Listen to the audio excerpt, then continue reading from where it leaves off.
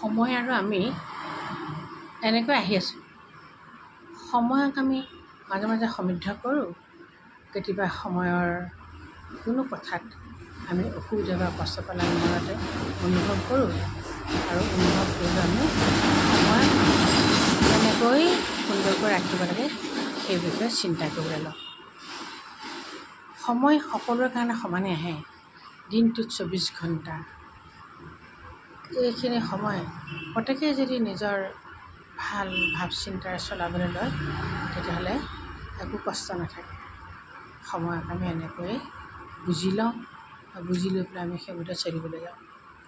সৰুকালৰ পৰা দেখি আহিছোঁ যে পঢ়া শুনাৰ দিনবিলাকত আমি যেনেকৈ পঢ়িব লাগিছিলে আমি তেনেকৈ পঢ়িছিলোঁ আৰু দাদাহঁতে যেনেকৈ শিকাইছিলে, শিক্ষকে যেনেকৈ শিকাইছিলে সেইবিলাকো আমি শিকিছিলোঁ।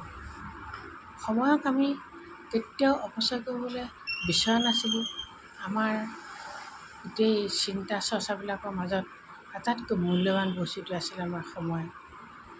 গতিকে মানুহে জীৱনত যিয়েই নকৰক সময়ক কিন্তু মূল্য দিবই লাগিব। সময় মূল্যৱান এই কথাটো বুজিবই লাগিব।